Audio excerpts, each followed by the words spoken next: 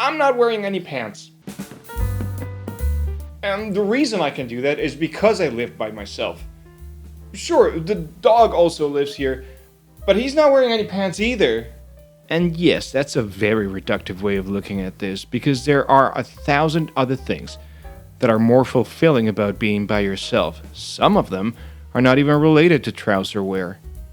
Because there is nothing worse in this world than living with somebody who makes you feel alone. Robin Williams said that. But it's one thing to understand the benefits of being alone, and another to learn how to be comfortable in your own silence, in your own boredom. Being by myself has allowed me to grow in ways I didn't previously think were possible. Like sitting alone here in silence has allowed my mind to wander, and that's brought along a curiosity that I thought I'd lost. And that curiosity has triggered a sort of hunger in me to learn new things. Like right now, for example, I'm learning to play the piano. A few years back, I learned how to produce and mix music. Spotify link in the description. And during the pandemic, I was able to practice getting good at certain video games. Things I would have never been able to do with somebody else. And not because people are mean and they don't let me do things, but it's because it's my own brain, my beautiful ADHD brain, who tends to focus on other people's well-being first. Like, I like to be liked, and that leaves me with less brain power, less resources to do these creative projects. But that's something I am working on. I have to work on that. But in the meantime, I got really good at enjoying being by myself, enjoying my space, my neighborhood, going to restaurants or concerts or theater by myself, and finding the things that are enjoyable about all of this. So let me share with you some of my findings, my personal strategies, so that when I do feel alone, I find a way to feel grateful about this time that I'm about to spend with myself. See, it's a gift. I'm a gift. And much like a gift, I too get returned a lot. So let's go. Let's get started. Do you like yourself? There's a poem by Andrea Gibson called Boomerang Valentine. It's on Spotify. Write it down because it's about to change your life. What if you were the love of your life, they ask. And that's where we want to get to. We want to get to that point where we can say that we really love ourselves. We are the love of our lives. And it doesn't matter if you annoy yourself every so often, that's fine. But at the end of the day, it's good to be able to look at yourself in the mirror and still be able to say, I love you. I've lived a long part of my life not being able to accept my own flaws or my shortcomings, and I've tried to pass off that responsibility onto other people. And that puts me in a very vulnerable position, because if other people don't really accept the job that I am giving them, well, I don't want to be short-staffed on my own self-love. You've heard the phrase, you complete me. I've said that. I've said that more than once. But the truth is that nobody completes you. You are complete. You are a full person. Nobody is perfect.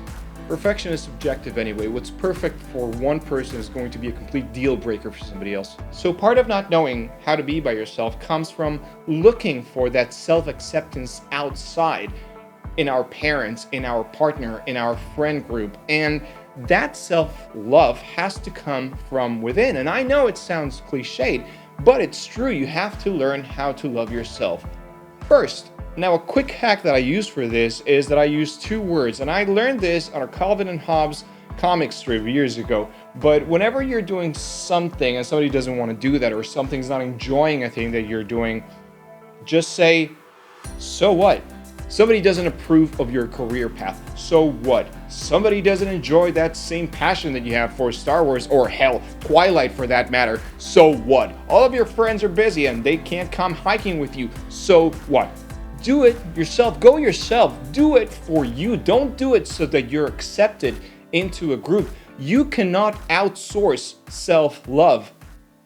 I should know. There's nothing more rewarding than having a hobby or a side hustle that you can get completely immersed in. If that thing is your job, then congratulations, you're one of the lucky few that can do the thing that they enjoy doing, and you're probably going to do well at it. The rest of us need an outlet, a thing to do when we're not working or hanging out with somebody. For example, when I first moved to Paris, I remember thinking how everybody I met had a thing. And I remember meeting ghostwriters and professional dancers and chefs and artists and painters and script writers. I even met a guy once who did medieval restoration. They always seem to have a thing, and that thing always seemed to enhance their lives. And let me talk directly to you right now. I know you have something. You have art supplies in the closet. You have a guitar somewhere that you've been meaning to learn how to play. You have an outline for that movie you wanted to write. You have a thing. And being by yourself means that now, more than any other time, you have the time and the space to learn this thing and get really immersed into this thing, to be curious about the process of the thing. If you ever wanted to learn how to play the guitar, well, now's the time to get a teacher or buy an online course and just really learn how to play it. Also, for people with poor executive function or conditions like ADHD, working by yourself means that you can always take breaks whenever you need them. Like, go take a walk when you need it, or pace around the house when trying to come up with the right words to type. There's less interruptions. There's going to be less things fighting for your attention when you're by yourself. Having a thing and working on your thing means needing to protect your time. And for people with poor boundaries and a need to be liked, like myself, that's very difficult to do. So in my case, being by myself allows me to work on my thing without having to worry about protecting my time. And I count that as a big plus. As a side note, you don't always need to work on something to make money off of that something. Sometimes people paint to relax, and we've been taught everything is content, but perhaps it doesn't have to be. Perhaps it doesn't have to be content, said the man with a YouTube channel, unironically. But when it comes to working on your thing, you have to be mindful of one of the most important pieces of them all: your space.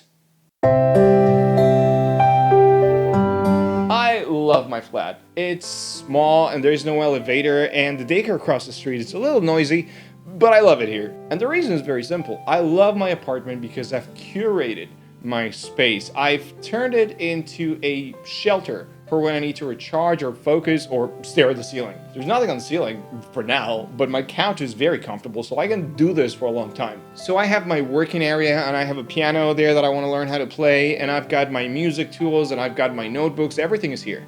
And then my wonderful cheap couch and this huge ass table that's bigger than what I need, but I use it as a staging area for work. And I got my TV and my video games, and I have my guitars, and oh, my blankie, because when autumn hits, this is where you'll find me under.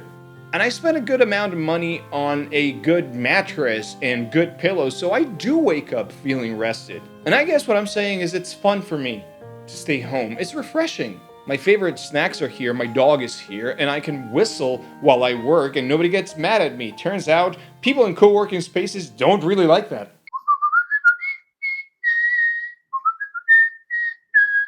All of this to say your environment, your space plays a huge role in how you adapt to being by yourself. If you live in a place that's a little too messy or that introduces a lot of friction when you want to get to work or when you want to relax, then it's not going to be a place that you enjoy being in. And it's very difficult, almost impossible, to pull yourself out of a rut when you are in a place you don't like. And that's just indoors. There is also the matter of being by yourself outside.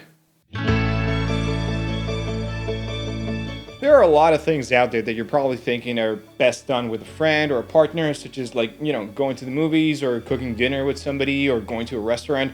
And you'd be right, some of these things are better with somebody. Most of the time. Again, it's a huge plus being able to decide what you want to watch or what you want to do. There's a freedom of decision that you can wield to offset that loneliness. That's a lot of words. What I mean to say is nobody gets to tell you what to do or make you guess what they want to do. Wow, that felt personal. I need to call my therapist.